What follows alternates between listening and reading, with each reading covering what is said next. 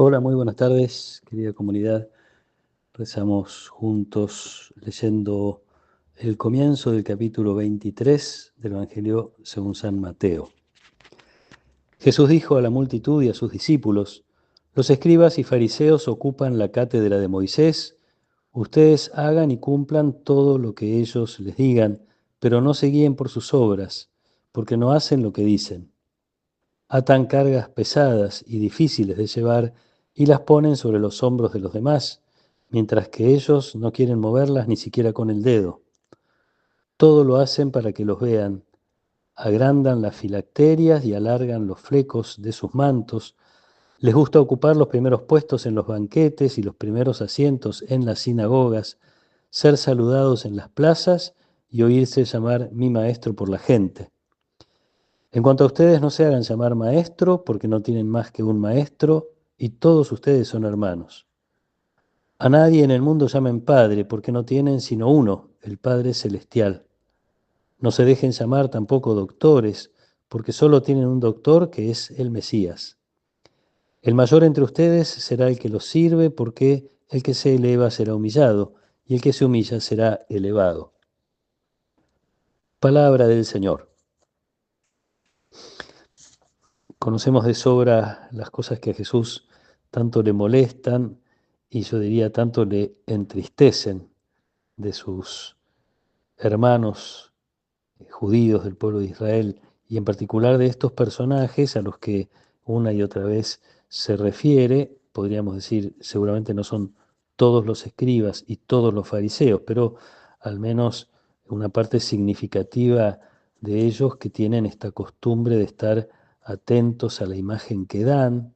Todo lo hacen para que los vean, dice Jesús, deseosos de exhibirse, de exhibir sus conocimientos, de exhibir su supuesta o teórica fidelidad a las prácticas, a los mandamientos, a las costumbres, etcétera, acostumbrados por eso también a señalar los pecados ajenos. Y esta creo que es una actitud que uno puede desgraciadamente a veces contagiarse o encontrar personas que están permanentemente ocupadas en señalar los errores, las limitaciones y los pecados de los demás, que es una manera simple, rápida de no mirar los propios pecados y las propias limitaciones.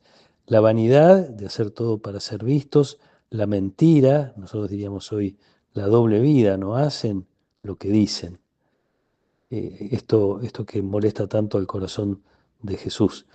Más allá de los títulos a los que hace referencia Jesús, que tendría que ver más bien con el modo como los usamos, no es que efectivamente a nadie podamos llamar maestro o padre, que quiere decir simplemente que, o doctor, que no estemos como buscando títulos o buscando poner el acento en los títulos que hacen, sencillamente sentir que algunas personas son superiores que otras, todos ustedes son hermanos.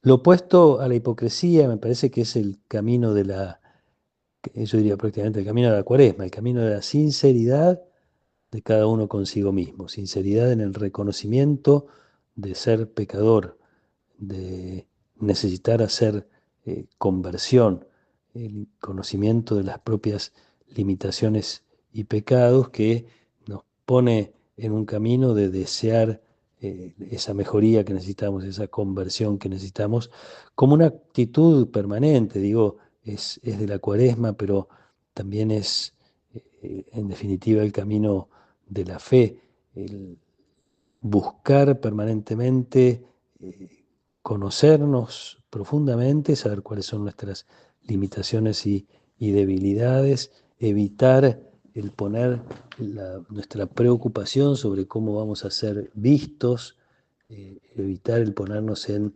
maestros de los demás cuando tenemos mucho trabajo para hacer en nuestro propio corazón. Esto no quiere decir que uno no pueda ayudar, corregir fraternalmente, etcétera, pero siempre partiendo de la experiencia del propio pecado, de la propia necesidad de conversión y también obviamente ya en nuestro caso, habiendo superado los tiempos del primer anuncio del Evangelio, la certeza de haber sido perdonados, de vivir gracias al perdón de Dios. Por ahí cosas graves, por ahí cosas muy importantes, a lo mejor pequeñas cosas que Dios tiene que perdonarnos todos los días, pero en definitiva es la búsqueda de, que Jesús lo dice ahora al final, la búsqueda de ser grandes en el servicio. El mayor entre ustedes será el que los sirve. Esta tiene que ser como la meta de nuestra vida. Y es curioso que la primera lectura que nos acompaña hoy del profeta Isaías, hablando a las autoridades y al pueblo de Israel, irónicamente, porque sabemos que Sodoma y Gomorra son dos ciudades que son como el prototipo del pecado. Dirigiéndose a las autoridades religiosas de Israel, les dice jefes de Sodoma, y al pueblo lo llama pueblo de Gomorra.